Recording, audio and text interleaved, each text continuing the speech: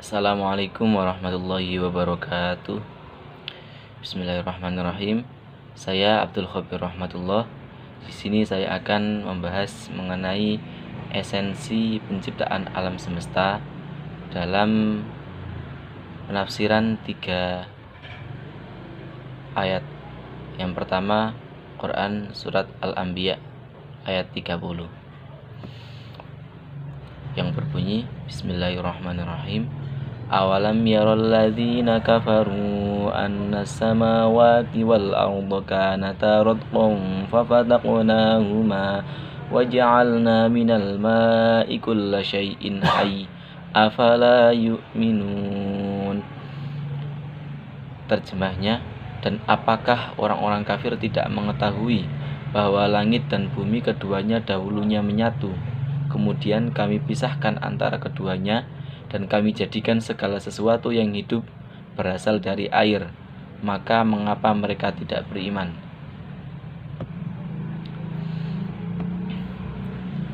Ayat ini memiliki munasabah yang menjelaskan bahwa Allah telah menunjukkan kekuasaannya, yaitu bumi dan langit yang dahulu menyatu, yang kemudian menjadi berpisah atas kuasa Allah. Dan Allah menjadikan air sebagai sumber kehidupan di bumi. Tetapi masih banyak manusia yang tetap tidak beriman, padahal kuasa Allah atas bumi dan langit beserta isinya telah sangat jelas. Kemudian munasabah dengan ayat 31 yang menjelaskan bahwa Allah menciptakan bumi ini dengan kukuh. Ia menciptakan gunung-gunung agar bumi kuat dan tahan guncangan. Allah juga menciptakan jalan-jalan yang luas bagi manusia. Dengan semua itu diharapkan manusia dapat menyadari kuasa Allah.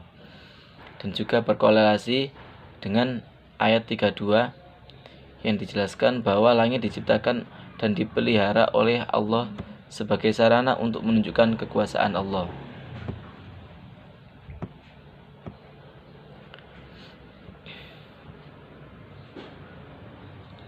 Kemudian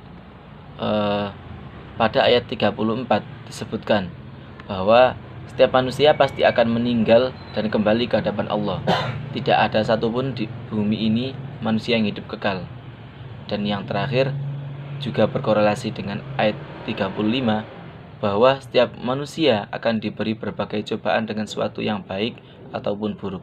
Pada akhirnya semua bergantung pada bagaimana manusia menyikapi cobaan itu untuk dipertanggungjawabkan kelak ketika kembali menghadap Allah Subhanahu wa taala.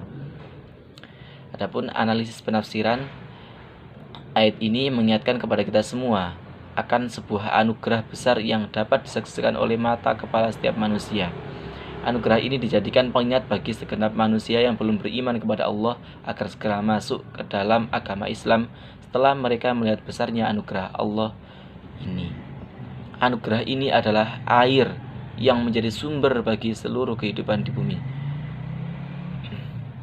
Lafal rotqon dalam ayat ini bermakna padat dan keras, sedangkan lafaz fafataqnahuma dalam ayat ini bermakna kami melembutkan atau membelah langit dan bumi. Hal ini sebagaimana penafsiran menurut Ibnu Abbas bahwa ayat ini bercerita dahulu langit dibuat oleh Allah dengan bentuk yang padat dan keras, sehingga tak ada sedikit pun air hujan yang turun darinya. Begitu juga bumi yang dijadikan tandus dan tidak ada sedikit pun benih yang tumbuh. Tidak ada tanda kehidupan, hingga Allah lembutkan langit sehingga keluar darinya air hujan, dan Allah belah muka bumi sehingga keluar darinya tumbuh-tumbuhan. Menurut Dr. Muhammad Said Tantawi dalam kitab Tafsir Al-Wasit, makna ayat ini secara keseluruhan adalah, wahai orang-orang yang belum beriman, apakah engkau tidak merenungi kebesaran Allah di saat Dia menjadikan langit yang keras dan bumi yang tandus menjadi penuh kesuburan, dan dengan diturunkannya air hujan dari langit dan ditumbuhkannya segenap tumbuhan dari bumi, kemudian dijadikan dari air seluruh makhluk hidup di bumi, hendaknya setelah merenungi anugerah tersebut kalian bersegera untuk beriman kepada Allah. Dilanjutkan dengan penjelasan menurut Al-Qurtubi dalam kitab Tafsir Al-Jami' li Ahkamil Quran. Penggalan ayat dan kami jadikan segala sesuatu yang hidup berasal dari air memiliki 3 makna penafsiran sekaligus. Yang pertama, Allah menjadikan seluruh makhluknya dari air. Yang kedua, Allah menjaga kelangsungan hidup seluruh makhluknya dengan air. Dan yang ketiga, Allah menjadikan air mani sebagai sumber kelangsungan keturunan segenap makhluk hidup. Langsung saja, oleh karena itu, demi kelangsungan hidup di muka bumi, Rasulullah menganjurkan orang-orang beriman untuk menanam tumbuhan sebagai tabungan amal baik bagi mereka agar bumi kita tetap ramah untuk dihuni oleh segenap makhluk hidup. Karena manfaat yang muncul dari tumbuhan tersebut, khususnya buahnya yang kemudian dimakan oleh makhluk Allah, ternilai sedekah di hadapan Allah. Penjelasan yang kedua,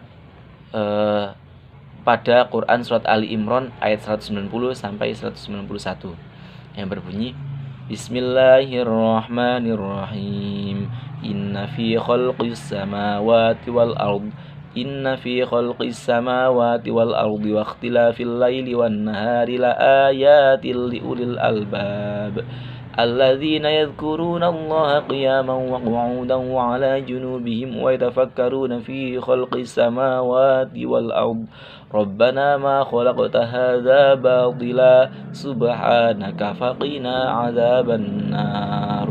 Terjemahnya ayat 190, sesungguhnya dalam penciptaan langit dan bumi dan pergantian malam dan siang terdapat tanda-tanda kebesaran Allah bagi orang yang berakal, al-albab. Dan ayat 191 yaitu orang-orang yang mengingat Allah sambil berdiri, duduk atau dalam keadaan berbaring, dan mereka memikirkan tentang penciptaan langit dan bumi seraya berkata, Ya Tuhan kami, tidaklah Engkau menciptakan semua ini sia-sia. Maha suci Engkau, lindungilah kami dari azab neraka.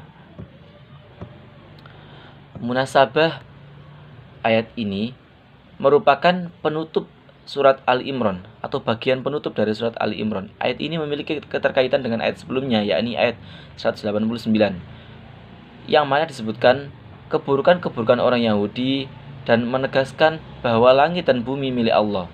Maka dalam ayat-ayat ini Allah menganjurkan untuk mengenal sifat-sifat keagungan, kemuliaan dan kebesaran Allah. Ayat ini menegaskan kepemilikan Allah Subhanahu wa taala atas alam raya, alam semesta. Apa yang ada di langit dan apa yang ada di bumi adalah kepunyaan Allah.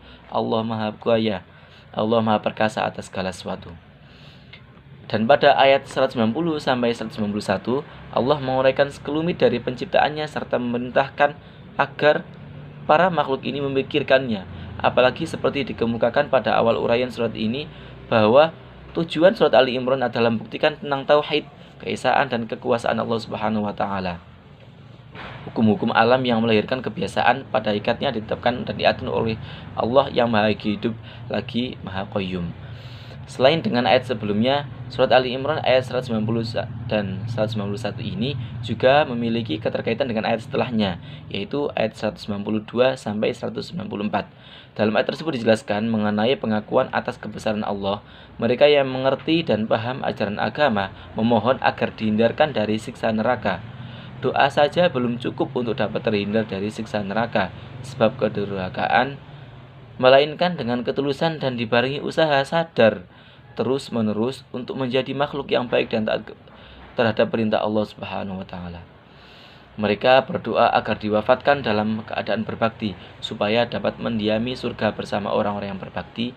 Mereka memohon ampunan agar tidak dihina dan dipermalukan di hari kiamat atas dosanya. Allah tidak pernah dan tidak akan mengingkari janji. Dalam arti mereka menyadari bahwa kalau permohonan mereka tidak diterima Allah, maka bukan karena Allah mengingkari janji, tapi karena merekalah tidak memenuhi syarat perolehan janji itu atau syarat diterimanya doa tersebut. Adapun analisa penafsiran ini, ayat 190 ini secara garis besar berbicara mengenai tanda kekuasaan Allah, bahwa dalam penciptaan langit dan bumi serta silih bergantinya malam dan siang terdapat tanda-tanda kekuasaan Allah bagi ulul albab, yaitu orang-orang yang berakal, orang-orang yang mau berpikir, orang-orang yang mau memperhatikan alam, dan orang-orang yang kritis. Al-Quran mengarahkan hati dan pandangan manusia secara berulang-ulang dan intens untuk memperhatikan kitab yang terbuka dalam kurung alam ini, yang tidak pernah berhenti halaman-halamannya. Kata Said Qutb dalam tafsir Fidal Quran, maka dalam setiap halamannya tampaklah ayat yang mengesankan dan mengkonsentrasikan dalam fitrah yang sehat perasaan terhadap kebenaran dan desain alam ini.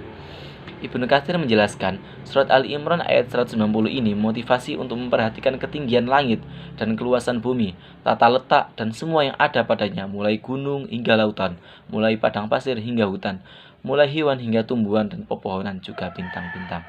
Renungkanlah alam, langit dan bumi, langit yang melindungimu dan bumi yang terhampar tempat kamu hidup. Kata Buya Hamka dalam tafsir Al-Azhar, pergunakanlah pikiranmu dan tiliklah pergantian antara siang dan malam. Semuanya itu penuh dengan ayat-ayat tanda-tanda kebesaran Allah. Ulul albab menurut Ibnu Katsir pengertiannya adalah orang yang memiliki akal sempurna lagi memiliki kecerdasan.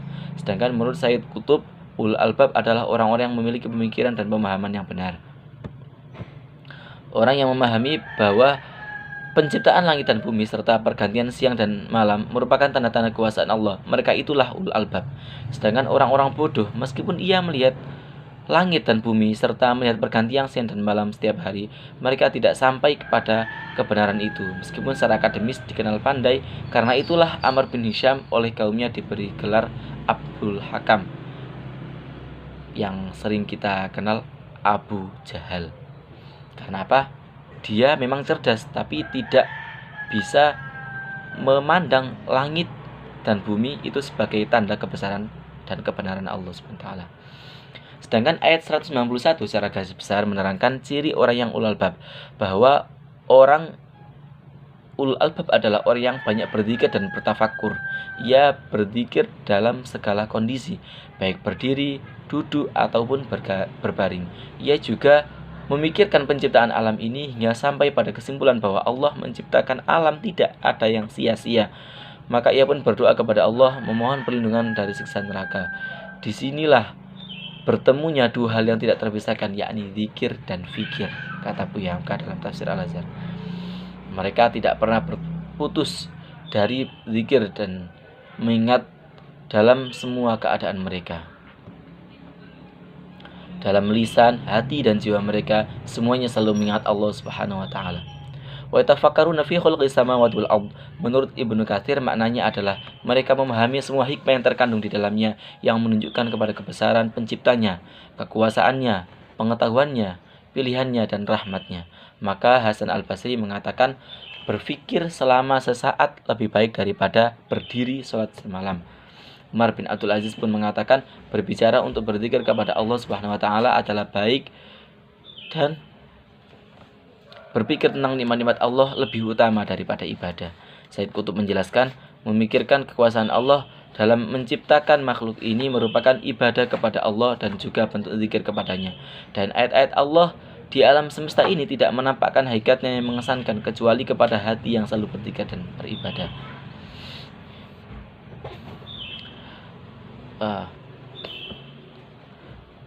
Sayyid Qutb menjelaskan, memikirkan kekuasaan Allah dalam penciptaan makhluk ini merupakan ibadah kepada Allah dan juga bentuk zikir kepadanya. Dan ayat-ayat Allah di alam semesta ini tidak menampakkan hakikatnya yang mengesankan kecuali kepada hati yang selalu berzikir dan beribadah. Hasil yang kemudian diperoleh dari tafakur ini adalah suasana berhubungan dengan Allah Subhanahu wa taala, sehingga ia pun berdoa, Rabbana ma khalaqta hadza batila subhanaka faqina adzabannar. Ya Tuhan, tiadalah Engkau menciptakan ini dengan sia-sia, Maha suci Engkau, maka peliharalah kami dari siksa neraka. Selanjutnya Quran surat Yunus ayat 101 yang berbunyi, Qul yanzuru madza fis samawati wal ard wa ma tughnil ayatu wan nuzuru an qaumin la yu'minun. Terjemahannya, katakanlah, perhatikanlah apa yang ada di langit dan di bumi, tidaklah bermanfaat tanda-tanda kebesaran Allah dan Rasul-Rasul yang memberi peringatan bagi orang yang tidak beriman. Munasabah, dalam surat Yunus ayat 101 memberikan pembahasan dengan pemahaman bahwa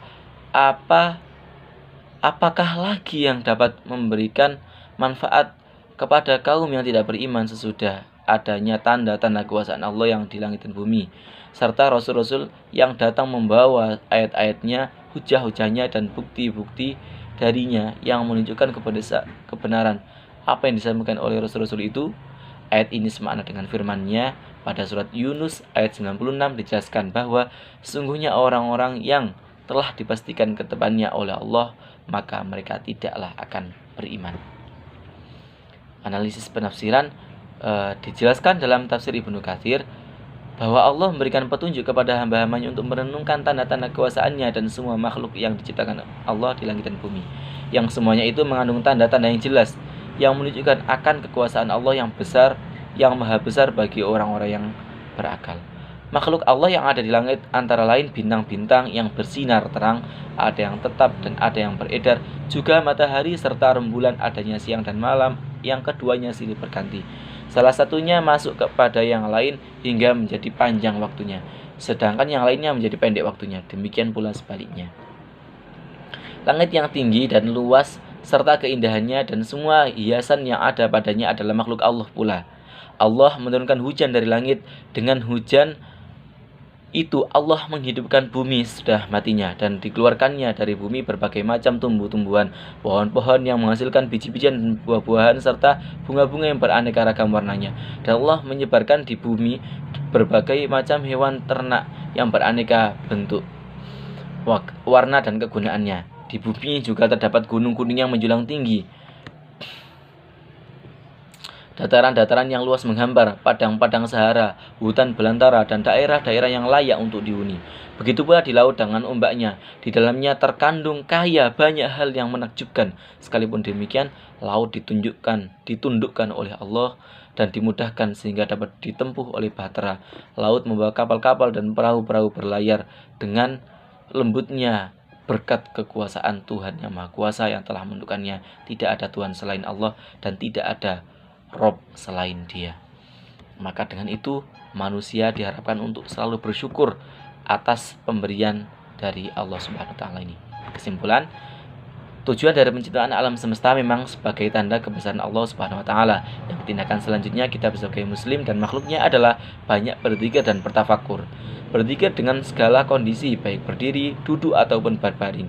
Juga mentafakuri atau memikirkan penciptaan alam ini hingga sampai pada kesimpulan bahwa Allah menciptakan alam ini tidak ada yang sia-sia, serta berdoa kepada Allah mohon perlindungan dari siksa neraka. Serta kita juga diperintahkan untuk bersyukur atas segala pemberian Allah yang luar biasa ini, dan jangan sampai kita menjadi orang-orang yang tidak beriman, yaitu yang meskipun diberi petunjuk atau bukti apapun mereka tetap tidak mau percaya kepada Allah Subhanahu wa taala. Dan kita juga diperintahkan untuk menjaga alam semesta titipan Allah ini dengan sebaik-baiknya, memanfaatkan segala fungsinya dan tidak merusak alam semesta ini, karena sesungguhnya kerusakan alam itu atas ulah perbuatan manusia dan Allah murka akan hal itu. Cukup sekian penjelasan dari saya terkait esensi atau tujuan dari penciptaan alam ini dari 3 ayat tersebut. Kurang lebihnya saya mohon maaf. Terima kasih sudah memperhatikan video ini. Wassalamualaikum warahmatullahi wabarakatuh.